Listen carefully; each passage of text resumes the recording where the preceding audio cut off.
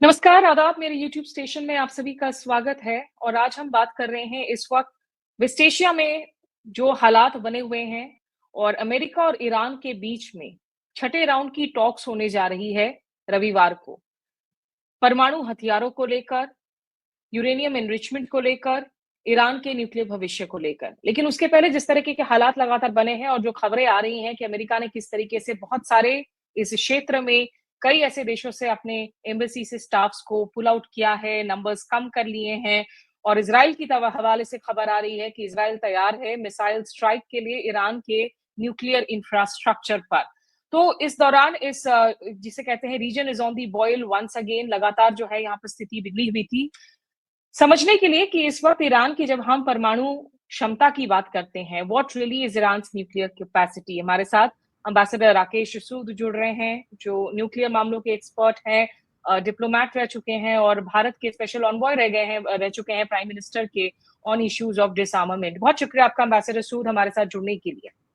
शुक्रिया। और इस वक्त ambassador Sood is also with the council of for strategic defence and research CSDR in Delhi.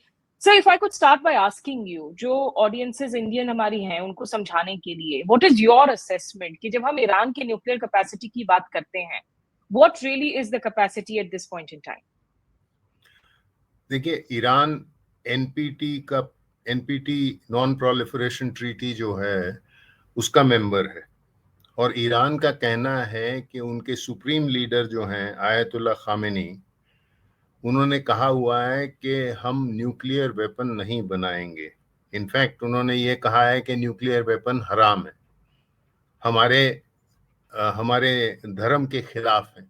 तो इसलिए उनका ये कहना है कि हमारे को न्यूक्लियर वेपन बनाने में दिलचस्पी नहीं है, पर हमारे जो हक हैं as a non nuclear weapon state, NPT के मेंबर होने के तहत, वो हम पूरी तरह उनको यूज करेंगे। और उनका ये कहना है कि न्यूक्लियर एनरिचमेंट यानी यूरेनियम को एनरिच करने का जो हक है वो उनका भी है और औरों का भी है। और उसका ये उदाहरण देते हैं कि जैसे अर्जेंटीना हुआ, ब्राजील हुआ, जर्मनी हुआ और जापान हुआ, ये चारों देश उन्हीं की तरह एनपीटी के मेंबर हैं और ये चारों अपना अपना एनरिचमेंट करते हैं। अब इसके ऊपर, क्योंकि ईरान के ऊपर लोगों का विश्वास नहीं था, तो इसलिए उसके ऊपर सैंक्शन हुए। ये बातचीत उनकी जो थी वो करीब 2002-2003 से शुरू हुई, कभी नहीं हुई, फिर पर सैंक्शन बढ़ते गए। फिर आखिरकार 2015 में जाकर एग्रीमेंट हुआ जिसको जेसीपीओए के नाम से जाना जाता है। और जेसीपीओए जो था, वो एग्रीमेंट जो था उसके अंदर संयुक्त राष्ट्र संघ सिक्योरिटी काउंसिल के 5 परमानेंट मेंबर थे, यानी अमेरिका, रूस, चीन, यूके, फ्रांस और साथ में जर्मनी भी था और ईयू भी था। और ये जो एग्रीमेंट था, इसके तहत ईरान ने अपना हक जो था एनरिचमेंट का वो जाहिर किया और उसको कबूल किया गया। अब वो जो थ्रेशोल्ड था वो था 3.67% एनरिचमेंट।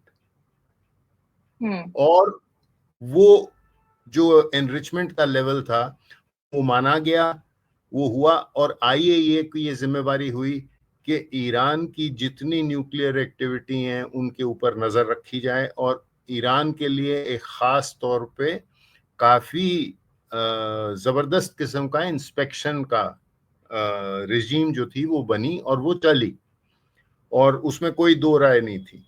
वो रिजीम पूरी तरह ईरान ने उसको कबूल किया और हर महीने क्वार्टर के अंदर आईएईए सर्टिफिकेट देता रहा कि ईरान उसको पूरी तरह मान रहा है। जब पिछली दफा ट्रंप सरकार आई थी यानी 2017 में, तो ट्रंप का शुरू 16 में इलेक्शन हुआ था, 17 जनवरी में उन्होंने शपथ ली थी। जी हाँ जी, ठीक है, तो मैं 17 से गिनूंगा इसलिए क्योंकि उन्होंने शपथ जनवरी के तीसरे सप्ताह में ली थी और वो प्रेसिडेंट बने थे। उससे पहले प्रेसिडेंट इलेक्ट थे। तो जब उन्होंने शुरू से ही ये कहा था कि ये जो डील थी JCPOA की, जो ओबामा सरकार ने की थी, उनके नेतृत्व में हुई थी, उन्होंने कहा था this is a horrible deal, ये कभी होनी ही नहीं चाहिए थी। तो 2018 में उन्होंने इन्फॉर्म कर दिया कि अमेरिका इस डील का हिस्सा नहीं है और अमेरिका उससे अलग हो गया। पर बाकी जो देश थे वो सारे उस डील के समर्थन में रहे। अब यह है कि वो जो डील है उसके कुछ हिस्से जो हैं वो अब समाप्त होने वाले हैं, हो चुके हैं, और कुछ और हिस्से इस साल अक्टूबर में समाप्त हो जाएंगे। 2025 अक्टूबर, 18 अक्टूबर को वो खत्म हो जाएंगे, क्योंकि 10 साल पूरे हो चुके होंगे। अब यह है कि अब आगे क्या होगा, क्योंकि इसके बाद अगर कोई समझौता ही नहीं रहेगा तो फिर ईरान के ऊपर कोई बंदिश नहीं रहेगी। ईरान ने वैसे भी अब IAEA की इंस्पेक्शन से मना कर दिया है। उसने कहा है कि जो कुछ उनको मिलना चाहिए था इस डील के तहत, यानी जो भी सैंक्शंस उनके ऊपर लगे थे, उनसे जो उनको राहत मिलनी चाहिए थी, वो लगी नहीं है, क्योंकि ट्रंप ने एक पॉलिसी बनाई थी मैक्सिमम प्रेशर, जब वो पिछली दफा थे, और उसका जवाब दिया था ईरान ने कि मैक्सिमम रेजिस्टेंस। तो इसलिए वहां से वो जो स्थिति जो थी वो खराब होते होते होते होते अब यहाँ पर पहुंच गई है। तो अब जहां तक इजराइल का है, उसका मानना है कि इस वक्त ईरान कमजोर हो गया है। हमास को उन्होंने काफी हद तक इजराइल ने खत्म कर दिया है, हिजबुल्लाह को खत्म कर दिया है, सीरिया में रेजीम बदल गई है, और इसलिए यह मौका है कि ईरान के जो न्यूक्लियर इंफ्रास्ट्रक्चर है उसको पूरी तरह डिस्ट्रॉय कर दिया जाए। तो जैसा आपने कहा, इसलिए वहां पर ये बातचीत चल रही है कि ये मौका है वहां मिसाइल स्ट्राइक करने का। सर, ये इजराइल की पोस्चरिंग पर और थोड़ी हम बात करेंगे। एक बार दर्शकों को ये भी बता दें कि इस वक्त के जो पॉइंट्स हैं, आपको फिर याद दिला दें कि 15 जून को यहाँ मस्कट में जो है ये बातचीत होनी है यूएस और ईरान के बीच में। 5 दौर हो चुके हैं। स्टीव विटकॉफ, जो कि डोनाल्ड ट्रंप के विशेष प्रतिनिधि हैं, वो यहाँ पर बातचीत में शामिल होंगे, ईरान के विदेश मंत्री आरागची के साथ में। और यूएस ने इसके पहले जो अपनी नॉन एसेंशियल सिक्योर जो स्टाफ है, पर्सनल है वेस्ट एशिया में, उन्होंने वहां पर सिक्योरिटी कंसर्न्स को साइड करते हुए इन्हें इवैक्यूएट किया है। ट्रंप ने वार्न किया है ईरान को कि आपके परमाणु एम्बिशंस को लेकर, और सिग्नल किया है कि पोटेंशियल जो है मिलिट्री एक्शन भी संभावित है। इस बीच इराक में भी जो है हाइटेंड टेंशंस है, यूएस एम्बेसी से जो है वहां पे भी इवैक्यूएशंस जारी हैं। सर, मैं एक बार फिर से अगर आपसे ये पूछ सकूं कि इस वक्त ईरान की जो कैपेसिटी की हम बात कर रहे हैं, वो कितने नजदीक है टू बॉम्ब मेकिंग? 60% जब हम यूरेनियम एनरिचमेंट कैपेसिटी की बात करते हैं, between then two the capacity की आप एक्चुअली बॉम्ब्स बना पा रहे हैं, what is the capacity like? देखिए, यूरेनियम एक ऐसा है कि अगर मैं अपने हाथ में यूरेनियम का एक गोला ले आऊं तो उसको बम नहीं कहेंगे। उसका बम बनाने के लिए उसके लिए इंजीनियरिंग और कई और चीजों की आवश्यकता होती है। तो सिर्फ फिसाइल मटेरियल होना बम के बराबर नहीं है, और ये लोगों को समझना चाहिए अच्छी तरह से। दूसरा, इराक के अंदर जो उन्होंने कहा है कि हम इवैक्यूएशन कर रहे हैं, हम जानते हैं कि ये इराक के अंदर इस समय कोई टेंशन नहीं हो रहा है, तो ये एक सिग्नलिंग का वो है। तीसरा, उनकी कल 40 मिनट बातचीत हुई थी ट्रंप की और नेतन्याहू की, और जो उस बातचीत के बारे में जो मुझे लोगों से पता लगा है, वो उन्होंने नेतन्याहू को साफ साफ कहा था कि इस समय हमको ईरान के साथ डील करनी है, और इसलिए तुम कोई ऐसी हरकत नहीं करोगे जिससे ये डील के अंदर कोई नुकसान पहुंचे या कोई गड़बड़ हो।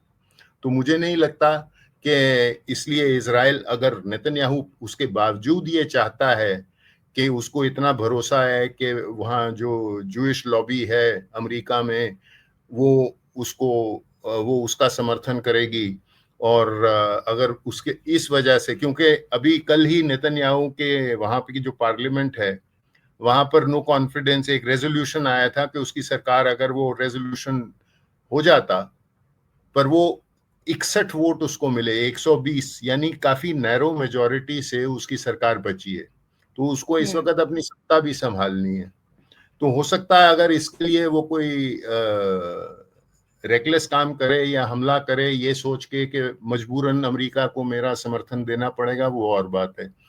पर अगर ऐसा होगा तो ये जाहिर है कि फिर ट्रंप अपने आप को एक डील मेकर समझता है। वो हर जगह वो कहता है कि मेरे से बढ़िया नेगोशिएटर या मेरे से बढ़िया डील बनाने वाला कोई नहीं है, चाहे वो रूस के साथ पुतिन के साथ हो, चाहे चीन के साथ शी जिनपिंग के साथ हो, चाहे भारत के प्रधानमंत्री श्री नरेंद्र मोदी के साथ हो, और चाहे ईरानियन के साथ हो।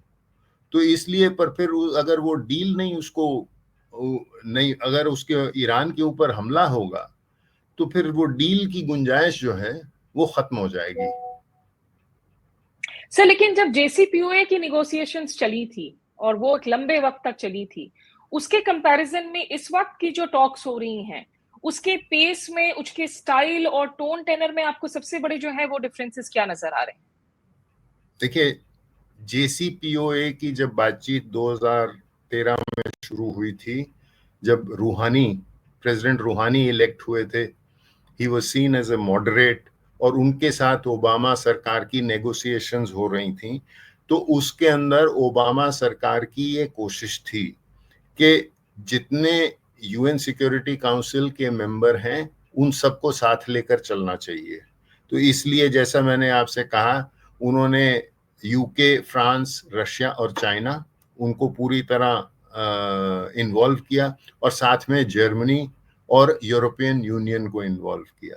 और फिर ये जो एग्रीमेंट थी, इसको 2015 में UN सिक्योरिटी काउंसिल के सामने रखा गया, और UN सिक्योरिटी काउंसिल ने कंसेंसस यानी सबने इसका समर्थन किया। तो इसलिए एक तरह से इसकी एक लीगल स्टेटस जो था वो बढ़ गया। अब इस वक्त अप्रैल के महीने में ये स्टीव विटकॉफ और फॉरेन मिनिस्टर अराघची की बातचीत शुरू हुई, और वो सिर्फ अमेरिका और ईरान के बीच में है, और उसके अंदर जो मध्यस्थता कर रहे हैं वो ओमान के विदेश मंत्री हैं। तो ना इस वक्त अमेरिका ने किसी और देश को साथ नहीं लिया है, ना कि अपने यूरोपियन साथियों को लिया है, ना रूस को लिया, ना चीन को लिया। अब तो ये सबसे बड़ा फर्क है। तो अमेरिका चाह रहा है कि मैं डील करूं, क्योंकि ये ट्रंप की अपनी सोच है, और हम सब जानते हैं कि वो अपने आप को एक बहुत बढ़िया डील मेकर समझते हैं। उनकी एक किताब भी उन्होंने लिखी है, the art of the deal. तो अब वो सोचते हैं कि ये इसी तरह ये डील हो जाएगी, और फिर अगर हो गई तो फिर सारी दुनिया इसको कबूल कर लेगी। अब ये हो सकता है, नहीं हो सकता, मैं कह नहीं सकता हूँ। पर आपने पूछा था कि सबसे फर्क क्या है। फर्क यह है कि उसमें एक तरह से पूरी सारे मेजर पावर्स को साथ लेकर चले थे ओबामा सरकार। ट्रंप सरकार जो है वो कर रही है कि मैं खुद ब खुद एक डील कर लूं। हालांकि आई थिंक शायद उनको खुद स्वीकार वो कर भी रहे हैं धीरे धीरे कि वो जो कैंपेन टाइम पे जितने बड़े बड़े वो क्लेम्स कर रहे थे वो सब नहीं हो रहे हैं। ना वो रूस यूक्रेन का सीज फायर करवा सके हैं। यहाँ ईरान में भी अभी 2 दिन पहले भी उन्होंने बयान दिया कि it's looking much more difficult. पर ये जब बातचीत की टेबल पे सामने होते हैं उस वक्त तो लगता है कि ये बातचीत थोड़ी ठीक ठाक चल रही है। जब बातचीत से निकल कर आते हैं, अपने अपने मुल्क में पहुंचते हैं, तो फिर जो है वो मूड बदल जाता है, निगोशिएटर्स के बीच में हो या फिर टॉप लीडरशिप के बीच में हो। ये कितना ज्यादा क्रंच टाइम है इस वक्त, ये जो 6th राउंड की दौर है sir, for all stakeholders? देखिए, अब पहले 1-2 राउंड जो थे वो तो सिर्फ स्टीव विटकॉफ ने अपने खुद ही कहा था कि अभी हम इसके ऊपर कोई कागज वगैरह नहीं बनाएंगे, क्योंकि हम चाहते हैं कि एक get to know each other वाली स्थिति पैदा हो। तो ईरान ने कहा कि अच्छा ठीक है, जैसा अगर आप उस तरह से, तो थोड़ा बहुत उन्होंने आपस में एक थोड़ा सा रैपो कह लीजिए, एक थोड़ा सा कोई एक दूसरे की समझ करने की कोशिश की। चौथे राउंड में उन्होंने जो मेरी जानकारी है, चौथे राउंड में अमेरिका ने लिखत में कुछ प्रपोजल के पॉइंट्स दिए थे ईरान को। तो फिर ये तय हुआ कि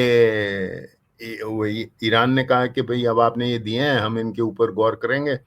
तो फिर उसके बाद 5वां राउंड हुआ, तो ईरान ने उसके रिस्पॉन्स में अपनी तरफ से कुछ कुछ पॉइंट्स उन्होंने लिख कर दिए हैं। तो अब जाहिर है कि अमेरिका ने भी उसके ऊपर गौर किया होगा। अब क्या उनकी असेसमेंट है वो अभी कहना मुश्किल है। तो अब दोनों ने एक दूसरे के जो शुरू के जो भी प्रपोजल हैं वो देखे हैं।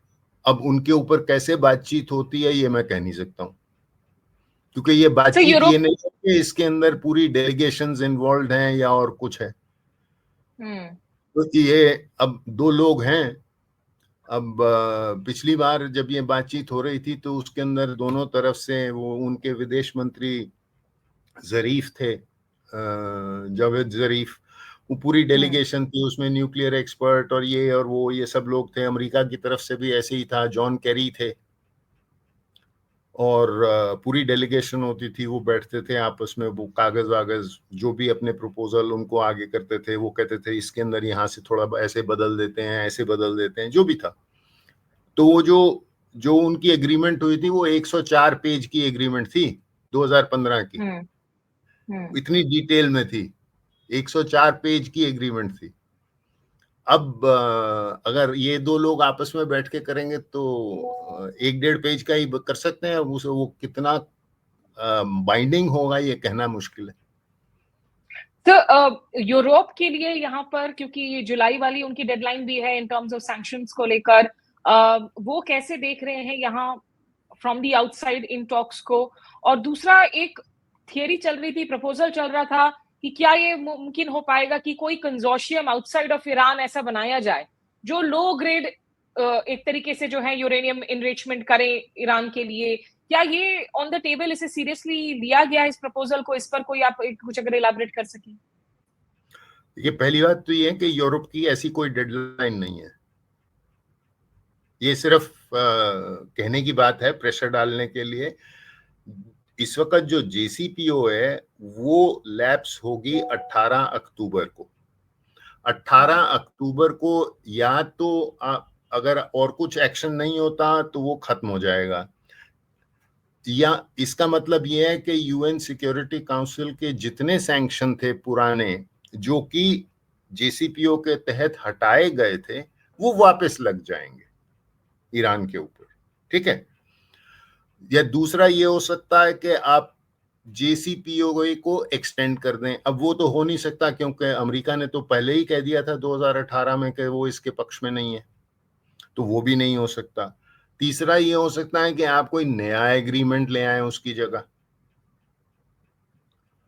तो अब ये है कि जहां तक यूरोपियंस का सवाल है, अब वो मीटिंग तो होगी 18 अक्टूबर 2025 से पहले, और इसके अंदर सिर्फ यूरोपियंस का बात नहीं है, यूरोपियंस भी हैं, रूस भी है, चाइना भी है, कोई भी वीटो कर सकता है। अगर मान लीजिए आज के हालात में अगर यूरोप को अमेरिका अपने साथ ले भी आता है, यूरोपियन मुल्कों को, तो वो उसको वीटो करने के लिए रूस या चीन तो बैठे हैं। और अगर नहीं कोई रेजोल्यूशन आता है तो वैसे ही वो जेसीपीओए की मृत्यु हो जाएगी एक तरह से अपने आप ही। तो इसलिए ये डेडलाइन वगैरह के मैं नहीं समझता हूं कि उसकी कोई ज्यादा अहमियत है। वो सिर्फ प्रेशर वगैरह, वो पब्लिसिटी करने के लिए, एक माहौल बनाने के लिए जरूरी है। हाँ जी, पर, तो ये पर ये जरूर है कि अब जहां तक ये सवाल है कि एनरिचमेंट, ये अरागची ने अपनी पहली मीटिंग में कहा था कि this is a red line, ये हमारा अधिकार है, और ये ईरान जो है इसको सैक्रिफाइस नहीं करेगा, ये पक्की बात है।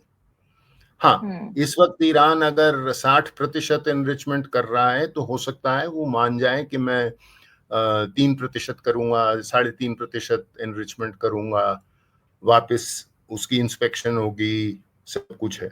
पर वो अपना हक जो है एनरिचमेंट का, मुझे नहीं लगता कि ईरान उस हक पर समझौता करने के लिए तैयार है। बिल्कुल, एक दिन पहले ही जो है इनफैक्ट अरागची की ट्वीट भी आई थी जिसमें उन्होंने लिखा था कि president Trump entered office saying that Iran should not have nuclear weapons. That is actually in line with our own doctrine and could become the main foundation for a deal. As we resume talks on Sunday, it is clear that an agreement that can ensure the continued peaceful nature of Iran's nuclear program is within reach and can be achieved rapidly. That mutually beneficial outcome relies on the continuation of Iran's enrichment program under the full supervision of the IAEA, the International Atomic Energy Agency, and the effective termination of sanctions. So, ये Iran So कह रहा that है is कि भाई very हम clear. What Araghchi is saying is that, look, we don't want a bomb. It is not consistent with our doctrine, our philosophy, our religion. It has been repeatedly stated. However, we will maintain a peaceful nuclear program under supervision of the IAEA. That peaceful program includes enrichment. So, and insofar as the desire for not having a bomb is concerned, that is something which we share with you. So that is where the thing is. Now, if the US, as far as Israel is concerned, their approach is very different. Their approach is, Netanyahu has publicly stated on record that the only solution to Iran's nuclear capability is to deal with it in the manner in which the Libyan program was dealt with, which is to dismantle it completely. Full stop. They do not want Iran to have any nuclear capability, peaceful, non-peaceful, anything. But Libya will precisely be the reason for many countries today कि वो नहीं चाहेंगे कि उनकी जो है nuclear infrastructure dismantle हो. उन्होंने देखा है क्या हुआ आखिर लिबिया में या फिर इराक में भी. Exactly. So, and why would Iran, after all, they have been through sanctions for such a long, since 1979, they have been under some sanctions or the other. These sanctions have, since 2002, these sanctions have only intensified. So why would they want to give up? I mean, the present regime is committed to this particular policy of exercising its right to enrichment for peaceful purposes. Right. So just the last two questions, जो वापस से Israel पर जो बात कर रहे थे हम, तो इस वक्त जो इजराइल के बयान आ रहे हैं, नेतन्याहू जाहिर सी बात है डोमेस्टिकली घरेलू तौर पर बहुत पॉलिटिकल प्रेशर पर हैं और वो जो बयान इस वक्त दे रहे हैं कि हम तैयार हैं मिसाइल स्ट्राइक के लिए, क्या इसको आप पोस्चरिंग के तौर पर देख रहे हैं? Well, you know, I think Netanyahu is trying to juggle a number of balls. He is trying to prolong the conflict in Gaza because the longer he can continue the conflict, the longer he can stay in power. The moment the conflict ends, there are certain legal cases against him which will start the processes all over again. And therefore, he knows that for him, getting some kind of victory in Gaza is something that is absolutely critical to his political survival. And that is why I believe that even yesterday when Trump spoke to Netanyahu, Trump made it quite clear to him that this 60-day ceasefire is not what we are looking for. You have to look for a permanent peace. 60-day ceasefire to exchange half the hostages is not what, that is not the solution. So, because Trump is also involved in trying to bring about a deal on Gaza. So, to the best of my knowledge, that conversation between Trump and Bibi Netanyahu didn't particularly go down well. So, just the last question, अगर आप हिंदी में इसका जवाब दे सकें, जो हम JCPOA की बात कर रहे थे, the Joint Comprehensive Plan of Action, क्या ये एक आपको अलग JCPOA ही एक पॉसिबल रियलिटी इस वक्त नजर आ रही है, या फिर जो भी बातचीत की स्थिति है, इट कैन जस्ट वो किसी भी दिशा में जा सकती है, अभी बिल्कुल भी कुछ भी नहीं कहा जा सकता? देखिए, अब अमेरिका के सामने दो मुश्किलें हैं. पहली बात तो ये है कि ट्रम्प जो चीज ओबामा ने की थी उसको तो ट्रम्प ने कह दिया कि it was the most horrible deal which should never ever have been done. तो अब JCPOA के नाम से ही उसे मुझे लगता है बहुत नफरत होगी. तो वो JCPOA वर्जन 1, वर्जन 2, वर्जन 3 वो तो कबूल नहीं हो सकता. तो वो तो ये दिखाना चाहेगा कि जो मैंने डील किया, देखिए ये उससे कितनी बेहतर है. अब अगर एनरिचमेंट के ऊपर उसको कॉम्प्रोमाइज करना पड़ेगा तो वो कैसे उसको पैकेज करके बाकियों को समझा सकेगा कि देखिए ये मैं ही कर सकता था और ये मैंने ओबामा वाले JCPOA से कहीं अच्छा डील कर लिया। अब ये उसकी पैकेजिंग के ऊपर निर्भर करता है। हो सकता है क्योंकि पहले वाली जो डील थी उसमें ये 10 साल का था, अब वो हो सकता है वो कहेगा कि देखिए मैंने कोई टाइम लिमिट नहीं रखी है, ये तो परमानेंट है, ये लिमिट जो है उनकी एनरिचमेंट की ये कभी नहीं बदली जा सकती। तो ऐसा कुछ वो उसका कुछ पापड़ बनाएगा। तो आखिरी में आपसे जानना चाहूंगी, भारत के लिए what is at stake for India in this entire conflict? हम डायस्पोरा की तो बात करते हैं in the region, what do you think is at stake for India here? ना हमारे लिए देखिए, हमारा तो अब हम ईरान से तो because of the Trump sanctions हम ईरान से हमने तो तेल लेना बंद कर दिया है, पर वो जो एरिया है, इलाका जो है वहां से उसके अंदर अब ये सबसे एक और इंटरेस्टिंग चीज वो ये है कि जब ये पहली दफा डील हो रही थी 2015 में, तो उसका विरोध इजराइल ने भी किया था, उसका विरोध सऊदी अरेबिया ने भी किया था, उसका विरोध UAE ने भी किया था।